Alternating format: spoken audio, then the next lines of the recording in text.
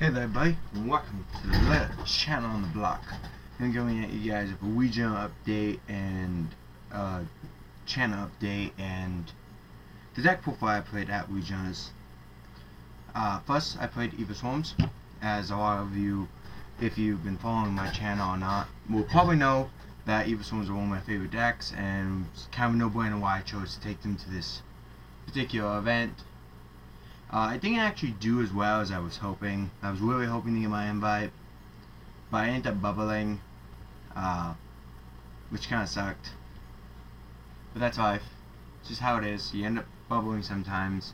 What happened was my tiebreakers wasn't good enough because a couple of my opponents dropped from the tournament very early on, and that sucks, but that does happen. And that's kind of why I didn't top. It's mostly just bad tiebreakers.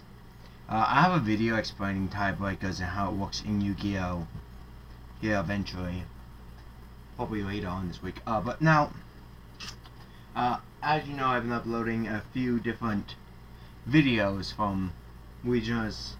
I bought a box, I uploaded it, and I did a deck profile for a girl. I believe her name was Kathy, or she said it in the profile. Just can't remember off the top of my head. I have short-term memory loss. But either way, and I kind of got an idea from her. A lot of the creativity, the more innovative years of a YuGiOh player comes from when they're first starting out. And I'm going to start doing this, and it's going to be like a project deck of the month. Haven't decided what I'm going to do first. I have it kind of figured on maybe doing like a plant profile, because I was talking to her and we were talking, and she made a comment on how there's a lot of different ways you can play plants, and I thought I would do my take on plants. And if I don't do that, then the first one I'm going to do would definitely be Galaxy Photons, because I believe that deck has a lot of potential with the fact that it can bring in a lot of big beat sticks. So, but either way, it's probably boring you, so I'm going to go ahead and get into the deck list. Also, this is a Force of Will mat. I know nothing about the game, but my brother bought it a while back and he told me I could use it, so here we are. Anyway, get into the deck. First, I play 3 copies of EvilSwarm Calculaon. I'll check to see maybe if I can zoom in a bit. There we go. I have 3 copies of Calculaon. Everyone knows who Calculaon. Everyone pretty much knows what EvilSwarms do, but in case you don't, pretty much what he does is you target EvilSwarm in the grave, and then you get to add one back from the grave to your hand, and then you get an additional gnome summon. A cool factoid is this actually came up so it's relevant. If your target that you're supposed to add to your hand gets DD crowed, you still get your additional gnome summon, because it doesn't actually have to go to your hand to resolve. And another interesting factoid, I believe you can summon EvilSwarm monsters with 1 less tribute. So if you play the level 6 guy, that comes in hands. But I don't know of anyone that actually does, but that's just something, you know, that's worth mentioning. Then I played 3 copies of EvilSwarm Caster. He's just kind of a double summoner, and he's a warrior. I probably would have played, Heroic Challenger Assault Halberd, but I only have 1, and I didn't feel as though playing 1 would have been good. But if I had like 3, I definitely would have played it. Probably over the Thunderbird, which I'll get to later. Then I just played 2 Mandragora, because opening it does suck if you go first, but going second, this is an amazing card. But most of the time you end up going first against like Necrolves and stuff. Luckily, by the way, I didn't face any Necrolves, but I don't know. Kind of wish I would have. I actually had a pretty good Necrolve match, and I teched my deck mostly for that. One of the reasons why I bubbled is actually because I wasn't as prepared for the Creefold match, which you'll obviously see because I only play 3 MSTs and then the side. Then I got 2 copies of Thunderbird. He's kind of one of my favorite EvilSwarms. I feel as though he's very versatile. Then I got the 3 copies of EvilSwarm Heliotrope. He's obviously a big beater, and he's your Waxy Rabbit target, which obviously played Waxy Rabbit, which would go to 2, and this would be a huge boost to the deck. Then by hand traps, I just played 2 Maxi. I felt as though the Maxi was probably the better over the Veiler. And honestly, like, a lot of times just resolving the Maxis on the Star Selves alone it kind of helps you, because you draw every time they summon, and that's summon like 3 times. So you draw 3 cards, and then they just get 1 draw over you, because stick pops, and your stick pops, you draw. So really they only get 1 card over you advantage wise, but they get to destroy 2, so it just kind of helps balance out that kind of sacky advantage that they get. And that's it for monsters. I believe it was 17 or 16. I think it's 16 monsters. Then for spells I got 1 YuGiOh, 1 Book of Moon, 2 Reinforcements to the army, 3 Pandemic. Very small spell lineup. I got Book and YuGiOh as Jin outs and Denko Seka outs. For traps, I played a shit ton of traps. I believe I played 17 traps or something like that.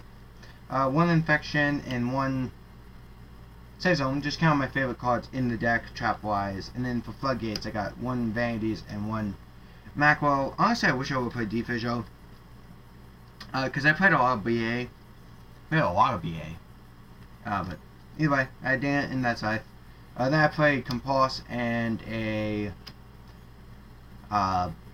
Wing Destruction for chainable traps that can get rid of Necklaws or Unicorn. Because if you get rid of Unicorn, you can win the duel very easily with just Ophion. I got Bottomless, Trencher, and Solemn to finish off the kind of one of staple cards. And then from there, I got 2 copies of Milfos. Mask Removal is kind of important. And protecting monsters when you can't get into your bigger monsters is also very helpful. And then I just got the 3-Man Crush to round off like chainable traps. Honestly, I wish I would have not played them as many Mind Crush. I wish I would just like maybe played the 2 and then decide the 3rd. But because it was kind of dead a couple of times, because it went against Yang Zines and it really wasn't that great there, and it's not great against BA. I mean, you can get them when they reveal, but it's not too great. You can get Tour Guide if they start Scrom, but I don't know, I'd rather not. I usually end up siding it out against BA, so I decided on more relevant stuff, which you see later. And then for the final traps of the main deck, I just played the 3 Phoenix Chain for effect negation, battle stopping abilities. It worked out very well. I just didn't see it much. And then into the extra deck, pretty standard at the 3 copies of EvilSwarm, Ophion. I said Heliotrope. Ophion is pretty standard. I would not. I would probably play 2, but I do summon the 3rd, so I summoned the 3rd when I was there. 1 Bahamut. This won me a couple games. Just being able to take a Datoros and then attack with it and maybe another monster. Being able to pop cards with Datoros that I stole was very nice against the towers. 1 Phantos. This would be a Cal Gogan if I had it, but I don't want to give you guys the sec profile the way I played it, and I didn't have Cal Gogan, so I played Phantos. It's pretty good. He's an EvilSwarm, so he's protected by Pandemic. For the last EvilSwarm, I played 1 Executon Knight because every deck pretty much plays it, and this deck is no exception. But if anything, it gives you even better reason to play it.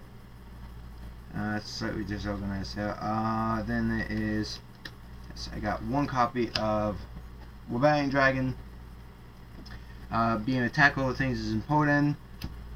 1 copy of Key Beater, being able to lock out your opponent's pretty important. 103 Wagon 0. I thought about dropping it, but with Creefoats being a thing, it's not terrible. But with Lose a Ton being a thing, it seems a little slow to me, so I may drop it just for other outs. Maybe a Rhapsody and Berserk.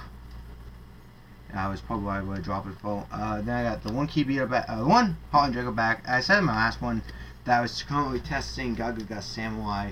I chose to drop it just for the mere fact if any one of my EvilSwarms are on the field, they all pretty much have 1900 attack or, you know, close to it, and I would be able to attack and just Cowboy, so, you know, really I just didn't find myself going to him that much. 101, Castell, Double Dweller. I made Double Dweller against BAs quite frequently. Actually, I really clutch BA match It was pretty much down to top decking, and he top decked a Wing Blast and was able to get rid of Abyss Dweller, so and then he burned me with Ball during my turn after he got rid of the Dweller, so it was just kind of game after that. And then I got the one Cowboy. And then for side deck, I sided with Maxi. You know, just Maxi purposes, very good against BA, is sided in pretty much every game except the Creepo game. 2 copies of Chalice for Shadars. I wish I would have played a third. Honestly, I wish I would have prepared more for Creepo and Shadars, because really those are my big losers of the day. And I got 3 copies of Space. I wish I would have made these. If I would have made these, I probably would have sided, what is it? It's, Fairy Wind. I got 2 copies of Stygian Dirge. I feel as though it's better than Flying Sea, just because you don't have to worry about attacking it. I just didn't see it, and when I did see it, got immediately, like I keep breaking a Bunny Abyss match. This MVP of the weekend, Chaos Trap Hole, was the best card. I sided in almost every game. If I would have known, you know, like even against Yang Zings, it would have been good, because I would have been able to hit that Synchros. Because, you know, they had a Dark One and a Light One, and it would have came very clutch there. But, because what they do is they summon, like, big shits, and they can't hurt them, but this can negate their summonings, and that just pays off in the long run. Plus BA, they got Banished Dantes and Deathworks and whatnot in this towers, and, you know, it's not bad against Shadars, but, you know, it's a good card. I definitely don't regret playing it. I wish I would have probably mained them. Just because the only game it would have been bad was against the one Creepo player I played all day. Every other game it would have been golden. Then I got 2 Imposing Mail. Probably wish I would have played a third, but I don't know what I would drop for it. But I kind of wish I would have had 3, just because I played so many towers. Like there was a lot of towers though. Now my last traps of the deck was the 3 copies of Shadow Mail, because yes, my deck is dark, but it hurts Shadars more than it hurts me. And it hurts BAs more than it hurts me, because it only hurts Ophion's searching ability and Calcreon's effect, and then kind of stings Thunderbird, but you know, that's life. You can play around it easier than they can, and that's what makes it good. So anyway, that was the deck. I hope you guys enjoyed watching it. You know, like I said, I'm going to be working on another deck for the deck of the month. And I'll probably do a video for Galactic God Q&A. But you know, be back with another video.